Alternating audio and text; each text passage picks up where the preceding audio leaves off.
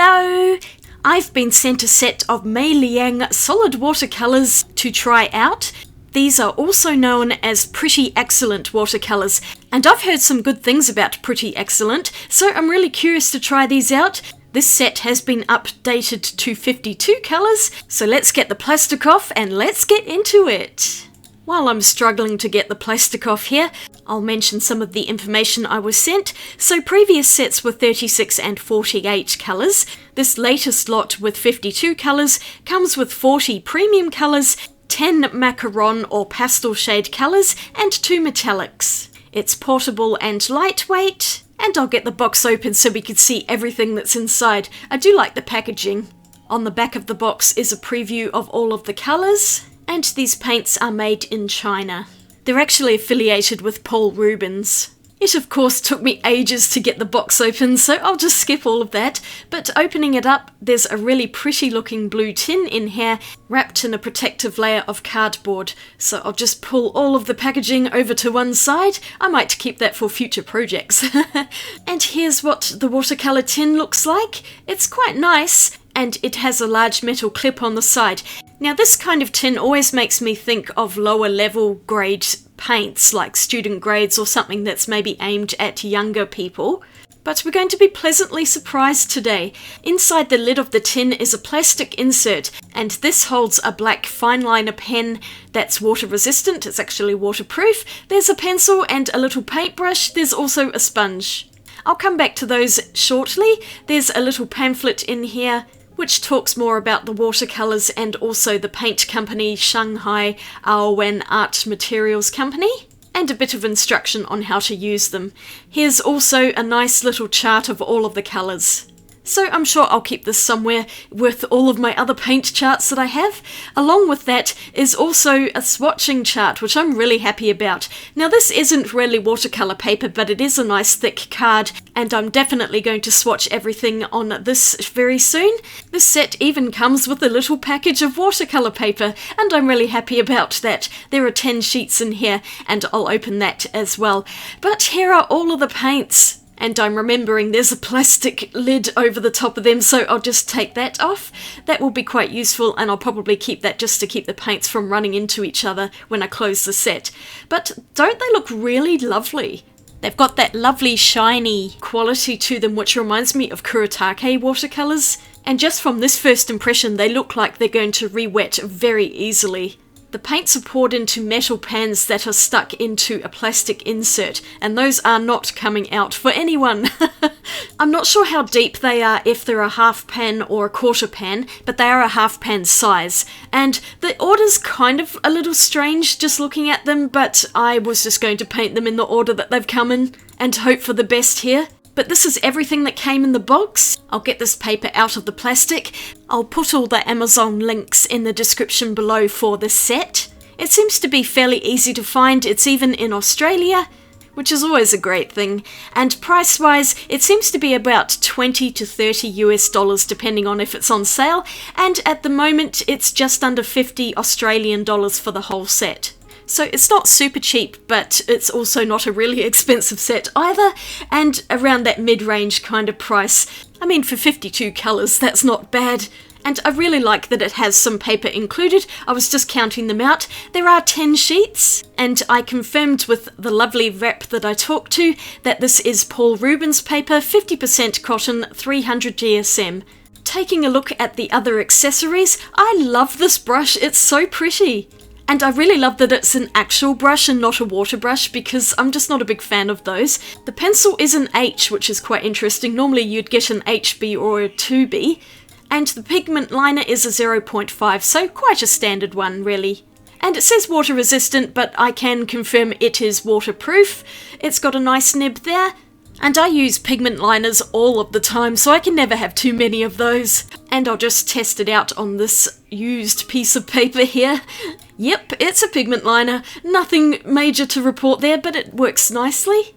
I'm using my Meiden water dish today, and once I cleaned out the brush from all of the glue, it's looking like a very nice point. It's a little bit smaller to hold, so it's good for my hand, which isn't very big, but if you had a large hand, it might just be a little bit too small. I was just working out that the colours go down the swatch card here and not across. So I'll get swatching. I'll put the white on there soon once that black pen line has dried, but I started off with the other colours. So as I mentioned, there are 10 macaron colours in here, which are lighter pastel shades that have been mixed with white, and they were definitely quite opaque. There are also some very vibrant colours, with transparency ranging from very transparent to semi-transparent, and then the black solid squares are the opaque ones. Now these paints are classed as student grade, but I have to say they are beautiful. I am really shocked at the quality of them. If I wasn't told that they were student grade, I would assume these are professional grade because they're wonderfully transparent, the colours are incredibly bright, and I almost forgot to push the paper up. I remembered at the last second there. But pigment load wise, they're really great. And now I'm remembering to swatch that white at the end. There is no pigment information on this card, so I'm guessing it's a Chinese white. It's very hard to see on here because the writing is so small, but there are also star ratings as to whether they are light fast or not. There are quite a lot of them with 3 stars, which I'm guessing is not very light fast, and then they go up to 4 and 5 stars, which is much more light fast. But honestly, for a set like this, it's not really a consideration for me. It's not marketed as a professional set, so I'm not exactly worried about everything being super light fast. Although just looking at the colours, I reckon that most of them would be pretty good anyway. These 2 turquoises that I'm painting out look like cobalt colours. They're really beautiful, and I just love the range of colours in this set. Because there are 52 of them, there's heaps of different colours, and I like that there are some pastel colours in there too. Because they're such a pain to mix, I like it when they're already mixed for me. All of the paints re-wet instantly, there was no trouble activating them, and you can see just how vibrant they are. While there are some pale pastel colours, there are no colours in here that are low tinting. They're all incredibly strong, and I prefer that because it's so much easier to water a colour down, but it's very difficult if a colour is low tinting to get it to be darker than it is. It also means that you use less paint because a little goes a long way. I mean, they're just so intense, and I love that there's an indigo and a Payne's grey in here. The colour order is actually looking better once it's on the paper when compared to the actual paint palette. I just love the pinks in this set. I think they're so beautiful, and they're heavily opaque, which I like. But there's also a couple here which are very transparent, so there's a wide range to choose from. None of the paints are particularly granulating, even the cobalt looking colours, but that's okay, I'm not too worried about that. If you don't want granulation, this is definitely a good set to consider. It has some really pretty purples in here too. I love all of these. And as I was swatching these out, I could see why other people were raving about these paints because they are living up to their name. They're pretty excellent. I was just putting some water down on the 2 metallics at the end. I'll come back to those soon. Now we've got some lovely vibrant red colours. And I was thinking to myself, this set would be so good to travel with because there's a huge range of colours which would cover pretty much anything you'd encounter out in the wild. The tin itself is very lightweight, although it is quite large, so it may be a little bit bulky if you're travelling with a really small bag. But I was wondering if you could take out that plastic insert and it could almost be used as a pencil case as well. So I'll be looking at that in a little while. Just finishing up here with the colours, and I'm going into the browns. There are some nice browns in this set too. They're all quite dark. And in the first row of paints, there's also a yellow ochre. Finishing with the black, now we have 2 metallic colours, gold and silver. These activated quite well in water once I'd let it sit for a while, and they're both very pretty indeed. They're nice and shiny. I'll put them on black paper too, because I'm always curious to see how metallics will show up on it. So that was quite a long swatching session, but here they all are, mostly dried, although that brown just would not dry and I had left this for ages. But aren't these colours really lovely? The white is so-so, but everything else is great, and this is one of the nicest sets of paints I've swatched in a very long time. I'm super impressed with the colour range, and look at those shiny metallics, they look beautiful. And here's what they look like on black paper once they've dried. They're also very shiny on that. But I'm just going to stick to white paper today, and we'll see how they go over the top of other colours. So this is where I was getting the idea to pull this insert out, if it could come out, and yes it will, it just required a little bit of a struggle to get it to go, and I was thinking I might actually leave this plastic out because I really like the inside of the tin for mixing, but theoretically if I put that plastic sheeting over the top of the paper, the top part could be used for pens and pencils and just use the whole thing as a travel pencil case like that. I'm still working on this idea, I haven't quite figured it out yet, but I am considering these for future travel. So now it's time to do some painting, and I'm just going to use the sheets of paper that came in the set. I really wanted to see how 50% cotton paper would hold up to a lot of water and paint, so I'm just starting off with an easy galaxy because it was just the first thing that came into mind, and it's a good way to test colours to see how they run in the paper. You can see they are running quite a bit, which is nice. Although the paper has bowed up, but once it had fully dried it did lay flat again. You can see that here, and there was quite a drying shift, but it was easy enough to layer more paints on top of the dried paint, and I wasn't really getting any lifting. So I'm painting a bit more wet on dry here rather than wetting the paper to begin with, just to prevent some of that bowing. The purple colour I was using was running really well into the other colours.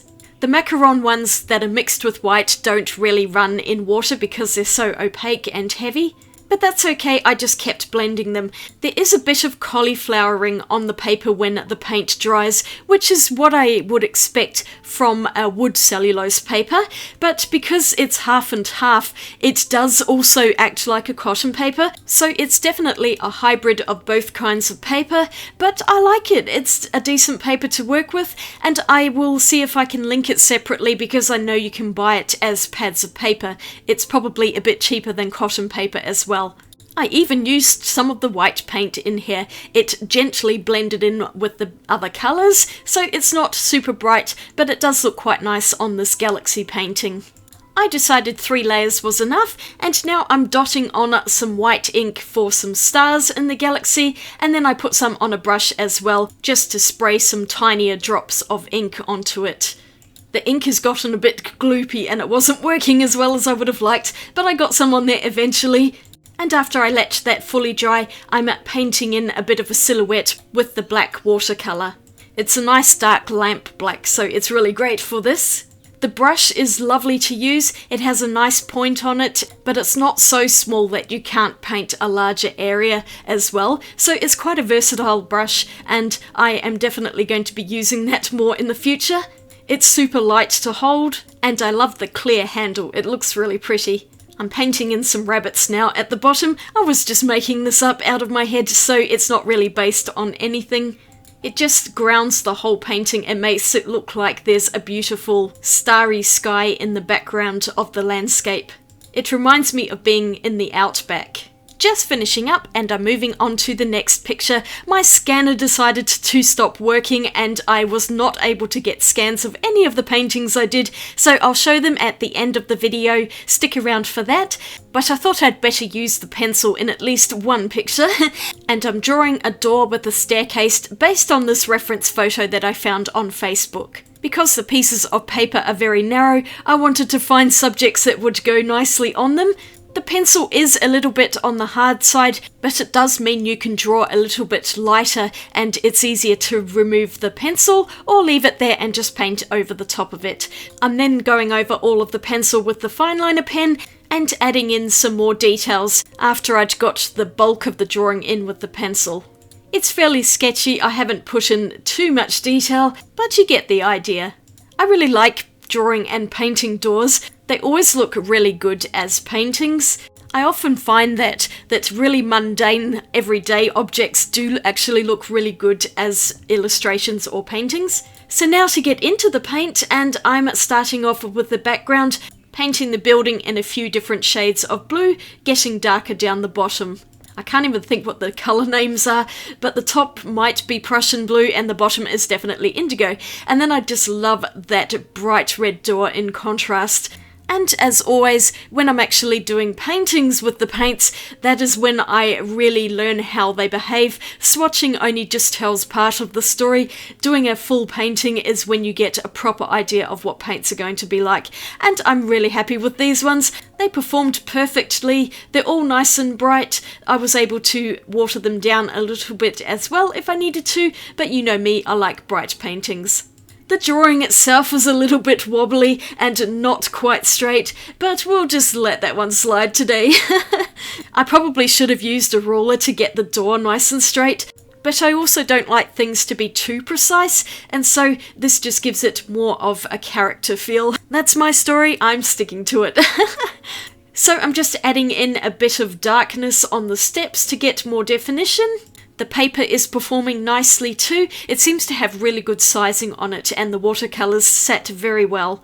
I honestly thought this was 100% cotton paper, so it's quite hard to tell the difference between full cotton and this 50% cotton. Just adding in a few more layers to get more depth of blue there.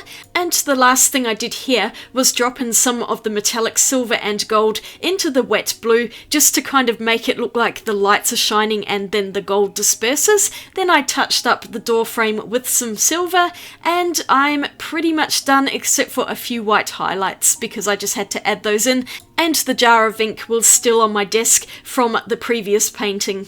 Even though the proportions aren't super great in this picture, I do like how it turned out. The colours were all really lovely. So I'm doing one last painting, and this is because I'm on a loose floral kick at the moment. They're just so much fun to do. So I was doing a little bit of wet on wet, painting circles of water on the paper and then dropping different colours of paint on to make some circular looking flowers.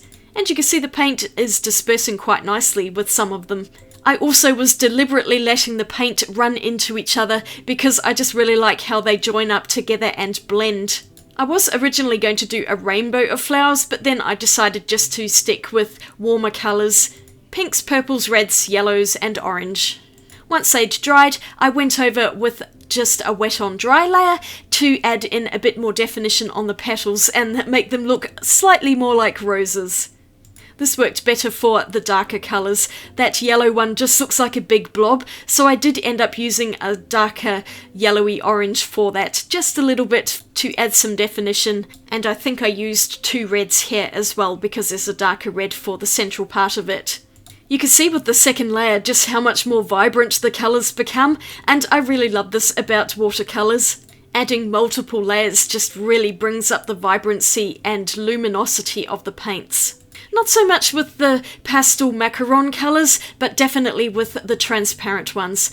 Once all the flowers had dried, I went through the background dropping in different shades of green, cool colours in the background to make the warm flowers really come forward and stand out more.